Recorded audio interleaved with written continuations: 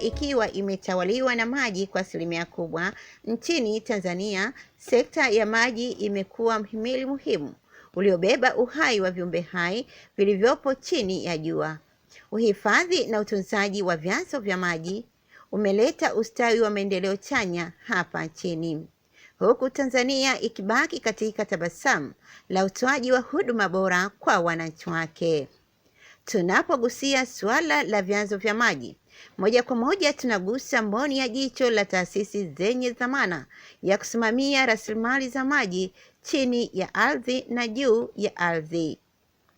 Nchini Tanzania yapo mabonde yapatayo 9 yaliyoruhusiwa kisheria kusimamia rasilimali za maji. Kwa leo makala yetu inaangazia bonde la Pangani, ambapo mkurugenzi wa bonde hilo Segule anatufungulia pazia. Bonde la Pangani ni taasisi ambayo iko chini ya Wizara ya Maji, na hapo neno bonde kimsingi ni lile eneo ambalo linakusanya maji kwenye mfumo mmoja mkubwa. Hilo ni mkubwa, hilo ni mfumo mmoja mkubwa ndio unaitwa bonde. Kwa mfano sisi bodi ya maji bonde la Pangani, sisi tunasimamia mfumo unaokusanya maji kuipelekea mto Pangani, ndio mfumo mkubwa. Ingawa tunao mifumo midogo ndani yake, lakini mkubwa ndio ule unaopeleka maji kwenda mto Pangani. Sasa mfumo huo unaokusanya maji kupeleka mto Pangani unaanzia wapi? Kwa mfano maji ya mto Pangani yanaanzia mengine Mlima Meru. Kwa hiyo ndio maana unakuta sisi tunaenda mpaka Arusha, yanatoka Mlima Kilimanjaro, lakini watumiaji wapo mpaka Korogwe mpaka Tanga. Sisi tuna wilaya karibu 19 ambazo ziko ndani ya bonde la Pangani. Ama bonde yako 9 nchini, moja wapo ni bonde la Pangani. Kwa hiyo sasa kama nilivyosema awali, jukumu letu kubwa ni kuhakikisha rasilimali maji hizo zinasimamiwa ipasavyo ili ziweze kutumika kwa matumizi endelevu. Tunasimamiaje? Ndio tumewekewa sheria kusimamia maji yote na vyanzo vyote popote pale vilipo. Hivi ninavyoongea, kwa mfano tunafanya kazi kwa karibu sana na wenzetu wa EACOP wanaojenga bomba la mafuta. Kuna mahala wanaomba vibali kwa ajili ya kuchukua maji, kuna mahala wanaomba vibali kwa ajili ya kurejesha maji waliofanyia majaribio mbalimbali. Hicho wamejitokeza, wametutajia vyanzo vingine ambavyo sisi hatukuwa tunavijua. Sasa hizi tuna vyanzo karibu 1700 kwenye kazi data hii mbalimbali, na sisi tunajua vyanzo kwetu maana yake ni aidha mto au chemchem au bwawa au ziwa. Licha ya kwamba bonde la Pangani linaundwa na wilaya 19, lakini kwa sasa tunajikita mkoani Tanga katika chanzo kikuu cha maji cha mto Zigi, tegemeo la Wanatanga. Upatikanaji wa maji safi na salama mkoani Tanga umetokana na juhudi za serikali na wadau mbalimbali. Hebu tusafiri sote hadi kijiji cha Kwemwewe kilichopo wilayani Muheza.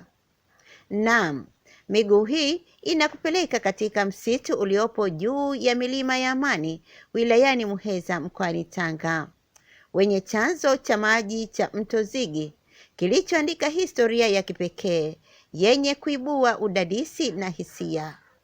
Tupate simulizi kutoka kwa mwenyekiti wa kijiji cha Kwemwewe Bakari Lukindo na Filipo Mdoe, mwenyekiti wa jumuiya ya watumia maji Zigi Juu. Kwa nafasi yangu katika kijiji cha Kwemwewe ni mwenyekiti wa halmashauri ya kijiji cha Kwemwewe, na vile vile mimi ni mdau katika uhifadhi wa mazingira. Katika hilo ni kwamba kuna historia hapa tulipo ya chanzo cha mto Zigi. Historia ya chanzo cha mto Zigi ni mlima ule pale. Kwa pale juu kulikuwa na mama anaitwa Mizigi. Yule mama historia yake ni kwamba alizama pale, na baada ya kuzama ndio pakaitwa Zigi. Baada ya kuitwa Zigi, katika yote ni kwamba mlima ule pale mnaouona ndio unabubusha maji kwenda huku na maji kwenda huku, maeneo yote chanzo chake cha mto Zigi ni pale. Mwenyekiti wa jumuiya ya maji Zigi Juu.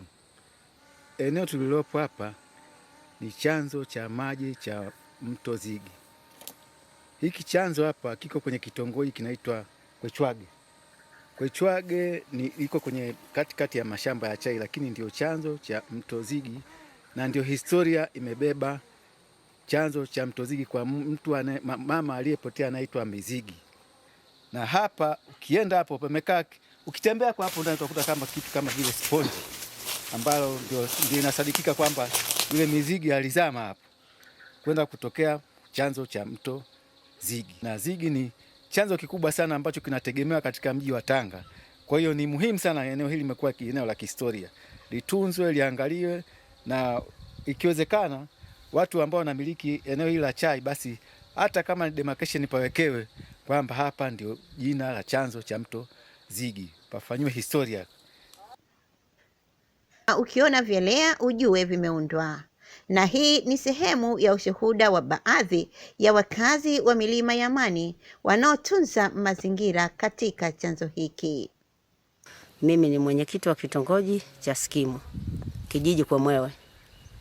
Faida kubwa tunazozipata sisi kama watunza hii mazingira ni kwamba hata miti hii mnayoiona tunapata faida mvua kwamba tunaipata, kwa sababu kama ni jangwa hamwezi kupata mvua. Hiyo ndio faida ambayo tunaipata kwetu. Eneo hili hapa bwana, ndio maana tunalitunza kwa faida ya kupata nini? Maji, kwa sababu maji bila msitu huwezi kupata maji. Na ndio maana tunatunza nini? Chanzo hicho. Na ndio maana mnaona misitu kama mnavyoiona tumeiboresha kwamba tunaitunza ili mazingira, kutunza mazingira. Uwepo wa mto huu umekuwa baraka na chachu ya kuinua uchumi wa wananchi wanaoishi pembezoni mwa mto Zigi, kama Sofia Bakari, mnufaika wa dhahabu ya kijani, anavyosimulia. Sisi tumeshapewa mgodi ambao kama ni dhahabu ambayo itatulinda maishani mwetu, hasa ni karafuu, mdarasini. Hawa kina baba kama wanachimba tutawazuia ili wasiharibu vyanzo vya maji, wasichimbe magimbi wala michanga. Kijina waasa wenzangu, kama mnanisikia, ambao mko pembeni na ambao tuko pamoja, inatakiwa mabonde tuyatunze, yani kama dhahabu. Tupande miti ambayo ni mikarafuu na midalasini, itatunza kizazi cha sasa na kijacho. Mandhari hii tulivu yenye mvuto iliyotawaliwa na kijani kibichi, huku mizizi ya miti yake ikijikita kwenye tabaka la uoto wa asili uliotawaliwa na utajiri wa madini. Uwepo wa madini umechochea hisia za uhalifu, ambapo wachimba madini haramu wamevamia maeneo kadha wa kadha ya chanzo cha maji cha mto Zigi na kuathiri mfumo mzima wa maji ya mto huu, tegemeo la wananchi wa Tanga. Moja ya maeneo yaliyoathirika kwa uchimbaji wa madini ni eneo la Kihara, hali iliyogusa mboni ya jicho la serikali na wadau wa maendeleo. Wakalivalia njuga suala hilo na kuweka ulinzi imara, huku wakipiga marufuku uchimbaji wa madini eneo hilo, kama afisa habari wa bonde la Pangani anavyoelezea. Mimi ni afisa habari wa bodi ya maji bonde la Pangani. Ili eneo tulipo inajulikana kama ni eneo la chanzo cha maji cha mto Zigi, lakini inajulikana kwamba ni eneo la Kihara. Hii eneo la Kihara ni eneo la, tunasema ni eneo la wetland au eneo la kitivo, ambapo maji ya mto Zigi yanapotokea kule kwenye chanzo yanajikusanya hapa, na ile eneo inaonekana kwamba kuna madini, yani madini ya dhahabu. Kwa hiyo miaka ya nyuma kulikuwa na wachimbaji haramu wa madini waliingia hapa, waliharibu sana ile eneo. Baada sisi kupewa taarifa, jitihada za bonde la Pangani na wadau, halmashauri ya wilaya, Muheza na Amani Nature Reserve na wananchi wa hapa, tuliweza kushirikiana kwa pamoja kwa ajili ya kuwakabili hao wananchi na tuliweza kuwaondoa. Tokea wakati huo tulifanya jitihada za kuunda jumuiya ya watumia maji na kupata wajumbe ambao wajumbe ndio walikuwa wanatupa taarifa. Kwa hiyo ikitokea tu wachimbaji wakajitokeza hapa, tukishapewa taarifa tunawasiliana na mkuu wa wilaya, anatupatia askari, doria inafanyika kwa kushirikiana na Amani Nature Reserve. Tumejitahidi tukawadhibiti wachimbaji. Hadi kwa sasa hivi unavyoona hii eneo imerejeshwa, imekuwa safi, maji yanayotiririka hapa yamekuwa salama. Zamani mamlaka ya maji Tanga Uwasa ambao wanategemea chanzo hiki cha maji yalikuwa yanakuja machafu sana kwa sababu ya shughuli za uchimbaji. Lakini sasa hivi ukiangalia maji ni safi na salama. Kwa hiyo tunashukuru wadau wote ambao wanaendelea kutupa taarifa na kutupa nguvu ya kuweza kuona jinsi gani ya kuweza kuendelea kusimamia hivi vyanzo vya maji. Nipende kuwaasa wananchi wote na wadau wote kwamba maji ni rasilimali muhimu sana, na maji ambayo yanatoka katika hii milima ya Usambara, hasa huko Amani Nature Reserve, ndio wananchi wa jiji la Tanga wanaitegemea sana ya maji, na hata wao wananchi wa huku ndio wanategemea pia ya maji kwa ajili ya matumizi mbalimbali. Kwa hiyo wanapoona wavamizi, hasa wachimbaji holela wa madini, wanapoingia katika haya maeneo, najua wanawatambua kwa sababu wanaishi nao, watupe taarifa. Sisi kama Bodi ya Maji Bonde la Pangani wenye mamlaka na vyanzo vya maji, watupe taarifa. Sisi tutawasiliana pia na wadau wengine ili tuweze. Siku ambayo mimi sitaisahau katika kutembelea eneo hili, nilikuja na afisa mazingira wa Bonde la Pangani. Yeye ni shahidi, na naweza nikamtaja tu kwa majina, ni Engineer Arafa.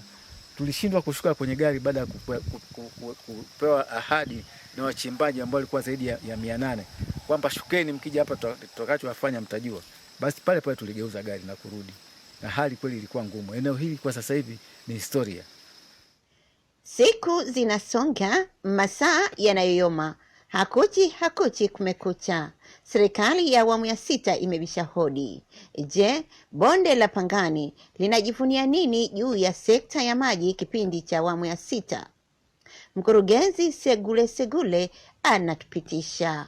Kama tunataka kuzungumzia kipindi cha mafanikio kwenye eneo letu hili la usimamizi wa rasilimali za maji, hatujawahi kuwa na mafanikio yoyote yanayoweza kulinganishwa na ndani ya kipindi hiki cha awamu ya 6, kwa sababu tumepata attention ya kutosha, lakini pia hata upatikanaji sasa wa fedha.